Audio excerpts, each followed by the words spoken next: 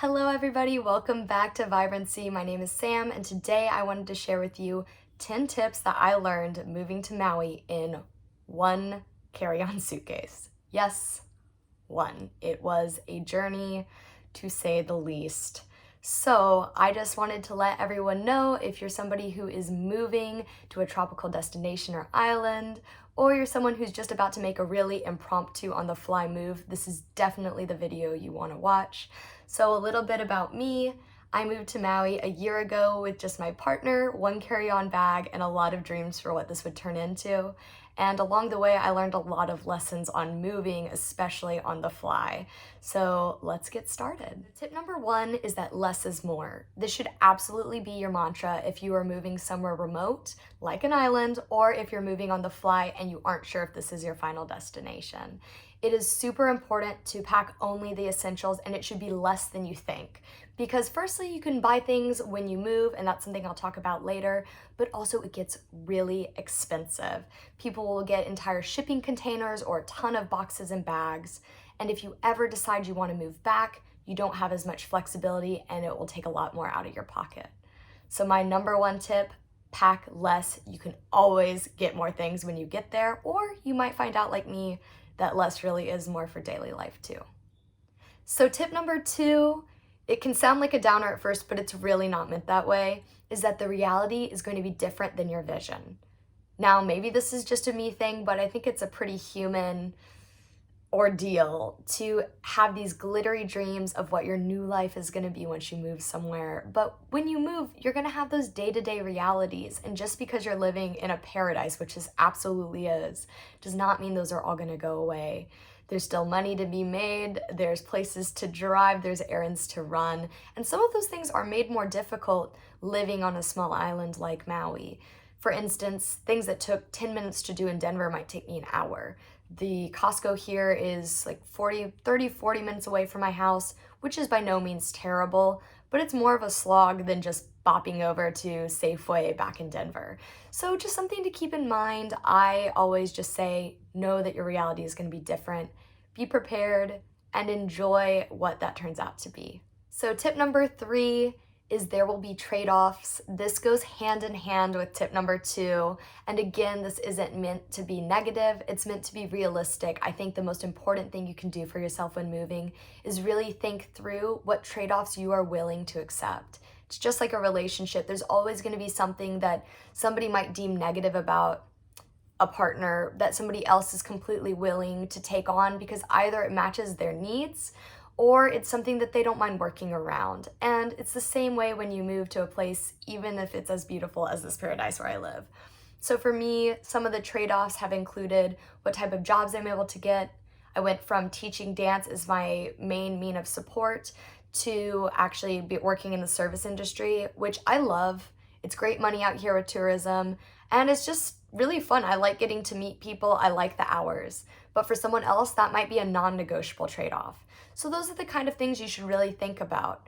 You might want to make a list and write down all of the things that are non-compromisable for you and research the place you're going to move. Even if it's just a few Google searches, preferably it will be more than that, maybe talking to a friend, connecting with somebody who lives there, or even visiting the place, which I'll get into next. Okay, moving right along to tip number four. And this one is super important, although you may not have the means financially to do it. So I understand if this isn't achievable for some people, but if you have the ability to, please, please, please go visit the place that you are going to move. You need to see it for yourself because a postcard can look one way, but once you're there, while it'll still be amazing, it might be a little bit different for your day-to-day life and reality. Also, different parts of an island or different parts of anywhere look different and have a different feel and a vibe. And I know saying vibe is so overplayed, but I really do feel that way, where there's certain parts of Maui that are gorgeous, but they wouldn't be great for me to live in. Either they're too touristy, and that's coming from someone who lives in Kihei, which, if you know it, has a ton of hotels, but it's less touristy, I feel like, than other parts of the island. It's got a really nice neighborhood feel, a lot of families live here, and so you have a nice feeling when you're walking around in the streets of community, and that's really important to me, and the beaches are unbelievable. So if you're moving somewhere, you should go visit. You might find things that you aren't comfortable with or things that you love that you just wouldn't have known if you didn't go see for yourself. So if you're able to, and I know it's extremely privileged to be able to do this, but go visit it on vacation first. This is a tip for when you move to the island, and it is get to know your community, make friends, and know your neighbors. I know some of us who live in cities are used to living kind of isolated lives and not really getting to know the people that are around us. And here, community is everything. We live on a tiny little island, and the best way to know what's going on is to be friends with everybody. And it just makes it such a nice, warm vibe, too. When you constantly are running into people everywhere you go, you want those to be positive connections, right? That's just common sense. But besides that, like there are some little barter things that go on here that I didn't see as much on the mainland. So one of the things is my aunt, who's lived out here forever, basically, she will trade mangoes from her tree, which just pops off so many mangoes we can't even can freeze or eat them all. So she'll trade those with her neighbor who has a bunch of avocados. And so that way you end up getting so much more variety and everybody really wins. In a neighborhood like ours, almost everybody has a fruit tree. So it's just a really fun way to get to know your neighbors and get a bunch of free fruit, and who does not want that, especially if you're somebody who's a vegan or a vegetarian. And besides that, getting to know your neighbors will just get you hooked in with community events and sometimes just straight up free stuff. Like, I cannot tell you the amount of times that somebody has been like, hey, let me show you a really awesome hike. Let me teach you how to surf. Or even, let me go for free on a whale cruise. That's something that my cousin's girlfriend helped me with. Or go on a sunset cruise or a snorkel charter. There's just so many cool things that you would never even imagine that open up to you once you get to know people. So definitely get to know everybody in your community. Tip number 6 is a shorty, and it's also kind of funny, but I swear it's true. If I could go back and tell myself one thing, packing that small little suitcase where you want as much room as possible for all your stuff, do not pack a bunch of shoes. Don't pack a lot of sneakers. Don't do it. Don't do it. It is not helpful. It's literally so unhelpful because out here, everybody just wears sandals. You just wear some slides or you're barefoot. That's basically it. Maybe at the most you will have 4 pairs of shoes. One for just sneakers for hiking, working out, one muddy pair of hiking shoes or beat up trash sneakers for going on really muddy hikes and stuff like that. One pair of like normal shoes, dress shoes if you're a guy especially. And then other than that, if you work service industry like I do, one pair of non-slip shoes, or if you're like me and you want to get really cheap and minimal, those are the same as my workout shoes. Judge me all you want. That's what I do. So that's what I would say. You're going to be mostly barefoot or in sandals. Do not waste space on packing a bunch of sneakers. Tip number 7 is you need a whip. You need a ride. It does not matter what kind, but you need one because around here, it's really spread out. So different hikes, different kinds of beaches, and of course the different towns are all really spread apart. There is a bus that will take you to certain areas like Lahaina from Kihei, but it is not always consistent on time. And I do know a lot of people who have been late to work or had issues getting a ride home because of it just not being on time. And maybe some of those times are excuses of people being like, oh, I'm late for work, but mostly it tends to be true. Still a great way to get around, but I wouldn't have it as my main source of transportation. So your options around here are either to ship your car from the mainland, which is what I did, and if I'd known I was going to stay out here as long as I now have, I would have shipped it immediately. We waited a few months and we went so stir crazy not being able to get to the other sides of the island effectively. So you want to definitely get a car. The other ways to have a ride are a Maui cruiser, and all a Maui cruiser is a really beat up jalopy car with a bunch of miles on it. Usually it's somebody's car that they're selling because they're moving away, or it's like in somebody's yard and they just don't use it.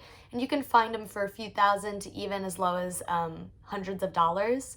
And it just depends on their condition. But as long as it gets you from point A to point B, it's good in my book. And then other than that, you can go the moped route if you're gonna do really short distances or commutes.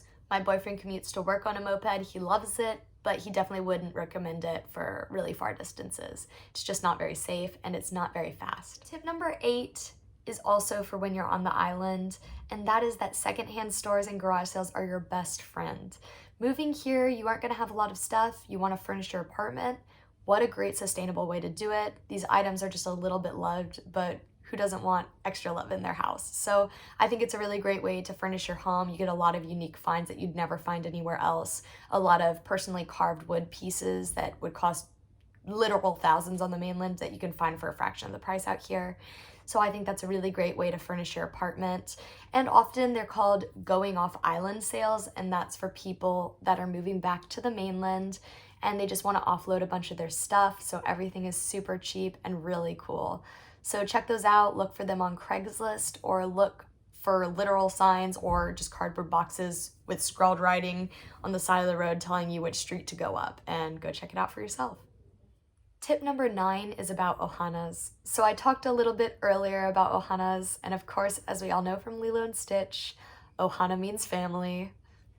I'm not gonna do the voice, but Ohana means family. So an Ohana, in terms of housing, is a building that is on a familial plot of land, on a family's plot of land.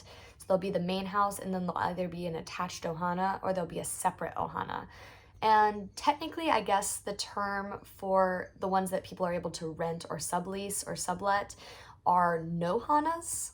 I've never seen it actually called that, at least here on Maui. They're always just listed as Ohanas if you look for them online. So if you look, you'll find them, and it just gives you more housing options around here. And also a lot of them come pre-furnished. So that means that you're gonna have less of a move-in cost and you won't need to lug as much stuff around with you. Tip number 10, I'm gonna keep it short and sweet, just breathe. The first year of living in a new place can feel really overwhelming. You have to change almost everything about your life, everything from transport, where you live, usually your job, and social circle. So it can feel really overwhelming, but just know that's usually how it goes, and it will get better. You will get more into the flow of things. And if it doesn't work out, that's all right too. It's just a journey. It's just a chance to explore new things, and how lucky for those of us who are able to do it. Like, what an incredible opportunity to go on a new adventure that pushes you in ways you'd never expect. So I've loved this process, and I know you guys will too. Just keep an open mind, stay flexible, and just breathe. All right, those have been my top 10 tips that I wish I'd known when I moved here in one suitcase. If you liked what you saw, give it a big thumbs up. And definitely let me know any other tips you might have from your moves. We'd all love to see it. Other than that, subscribe if you like what you're seeing. I'm going to be posting every single week. I have a lot of really cool ideas, including a sushi burrito, a lot of yoga practices, and definitely some videos on sustainability and living here in Maui. So enjoy and have a really awesome day. Bye, guys.